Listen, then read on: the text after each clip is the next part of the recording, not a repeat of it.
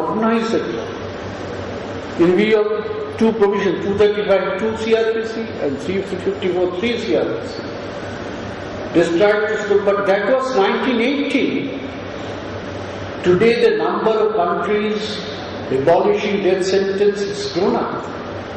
Numbers growing every day than what it was in 1980. In America also, after the Coleman's judgment, this concept of death penalty where there is unbridled discretion, that is being questioned. They are asking for moratorium against death sentence. But this question must be, I think somebody should go to Supreme Court and file a petition questioning all this. Just this mere discussion will not do. As long as the judgment remains, we'll go on discussing and death sentence will be passed. Because there are some judges who are saying the society is crying for justice. Who are you to assess the society is crying for justice? Such a vague concept. A crime is committed. A crime is committed in a manner which is very, very bad. In a manner which is very cruel, which is very diabolical. But that by itself does not justify the imposition of death sentence.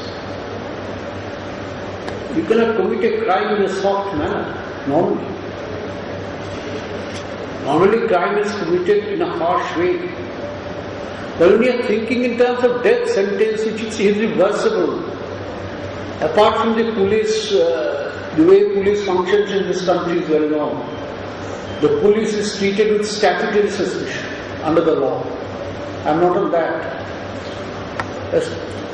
I assume the police investigation is very honest. Assume everything. But just because a crime has been committed in a manner which shocks your conscience, you will impose death sentence. These two will not go together. Cannot go together. That is, then the Bachchan Singh judgment will fail. Its ratio will have no meaning. Bachchan Singh says that you have to take the criminal separately than the crime. And if you equate the two, because he has committed the crime in a manner which is diabolical, which is shocking your conscience, therefore you impose the death sentence on him.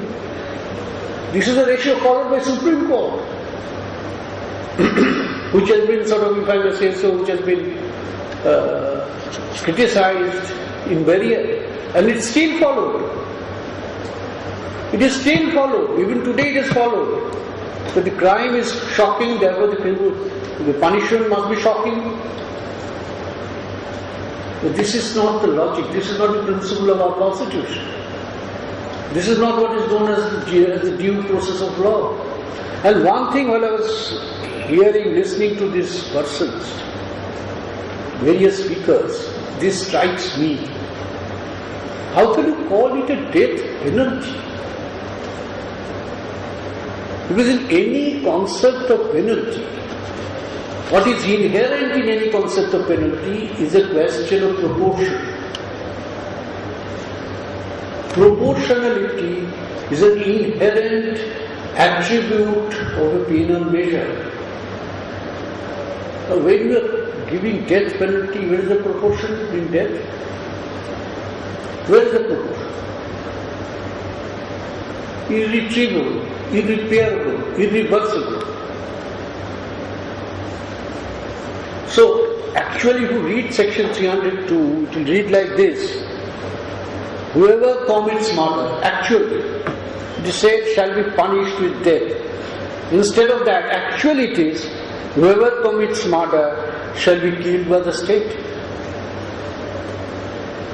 or imprisoned for life. It actually means that. How can you punish a person by death?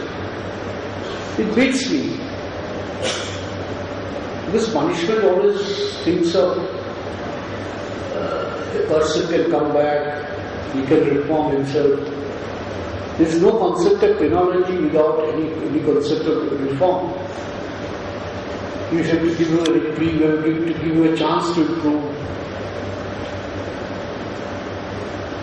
You cannot equate death with the concept of punishment. It is killing. If you look at it, this has been given quoted on the certain concept of punishment. If you look at section 302, whoever commits murder shall be punished with death. He shall be killed by the state. That is what it is. Or imprisonment for life. In between, entire grey area. In which case you choose imprisonment for life, in which case you choose death. So discretion has been left in the hands of the judges. So the discretion in the hands of the judges is not a safe way to do it. Even at the Supreme Court level. Well, I don't want to speak for myself. When I was in Supreme Court, I saved 3 persons. In one case, in the case of related to Rathod, in the state of Gujarat, I was sitting with Justice Prasad, his lordship gave death penalty. I differed with him. Ultimately, matter went to third judge bench, and my view was affirmed. The chair was saved. Then in Ramdev Chauhan's case, Mr. Collins argued. There also Justice Prasad was there. There was a review. Ultimately, the boy was also saved. That I am told by somebody that Ramdev Chauhan has married and settled in life. The third case is Rajesh Kumar's case from Delhi. There, of course, it was not a speed verdict. But that is, I am not saying I have done anything extra. I mean, they have done my duty under the Constitution. The time has come to challenge the provision of Section 302 once again in the light of the present uncertainty in law, uncertainty in the manner of execution, handing over of death sentences. And for that, the best testimony is the Supreme Court reports. The judges are saying. I think I have given you some questions, some ideas for thought. I would now like to listen to others. Thank you.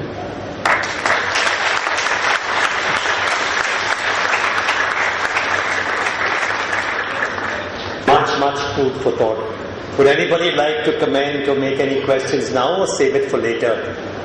We could open it up right now and take the questions now or the comments now, or we could take it later. Yes, let's have a few now. Yes, please. Can we request you to come up here and say it from here? And all those who want to make any comments or ask any questions, you can come up here and make it. You have a mic? Oh, she's got a mic. But please come, please. Sister Inigo, I'm working in Tihar Jail as an NGO under Prison Ministry India. It's very heartening to hear from all the learned, especially from Justice just spoke, that death sentence, especially I was very happy to hear even the very word, the way you interpreted, penalty is a wrong word. I was very happy to hear that. I mean, I have seen Afzal Guru in Jail 3, actually through CCTV. You must see the place where they are placed. You know, they are completely cut off from the world. Already jail is completely cut off, and inside they are cut off, no human contact. It's a solitary confinement. So all the time they will be looking at the gallows. That's the place. They knew one day. It's almost they are dead. For me, death sentence alone is not death. It's already they are dead completely. So every day they are waiting for the judgment. For me, that is not the day that they are waiting. Almost they are dead. Now, May 2nd, one inmate was murdered by another inmate in jail 2, jail 1. I also went there. You know, he is now, I was asking the administration, what are you going to do with him? Because if he has murdered somebody outside, he will be put in the prison. He is already in the prison. What is the punishment next? And now he is put in a high risk ward. For me, once you are put in the high risk ward, you can't even counsel him. You can't even psychological help you can give him. You don't even know what they are going through. Already they are cut off completely. One even was given a life imprisonment. Better they kill us a day. Rather than keeping us 20 years, 25 years, they are dead. So what is the alternative? That's what my question is. Thank you very much.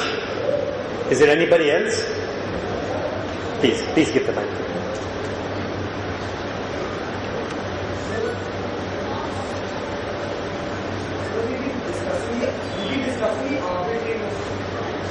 Just put it on, please. The arbitrariness of awarding the death penalty, we've been discussing the arbitrariness of awarding the death penalty in the Supreme Court. Sir, but the arbitrariness in the executive using its power of clemency is also something that should be noted, and which was noted by the Supreme Court in the case of Rajendra Prasad, when Justice V.R. Krishna wrote that executive clemency is no substitute for judicial justice. But we see oftentimes that the decision still takes forth in the belief that the clemency will come through. Sir, is it okay for the executive to, on the basis of unbridled arbitrariness and political considerations, void the rule of law as it may be? Sir, can you throw some light on the justification for an executive clemency?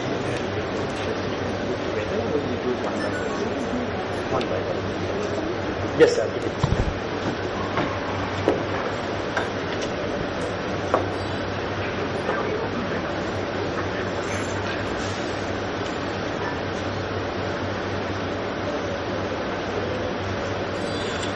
Even while considering a clemency petition, neither the governor nor the President of India is acting in a manner which puts him in the position of being above the law. He has to follow the Constitution fundamentals. That means he has to be objective. He has to take care of all the relevant factors, eschew irrelevant factors. This is what we are clarified in Marugam, the Constitution interpreted and followed by various other decisions. But no one is above the law, no one is inferior and inferior. Because it's a question of right and fairness. You cannot give remission to one of your choice and reject it in case of another whom you do not like for political experience. It's not possible.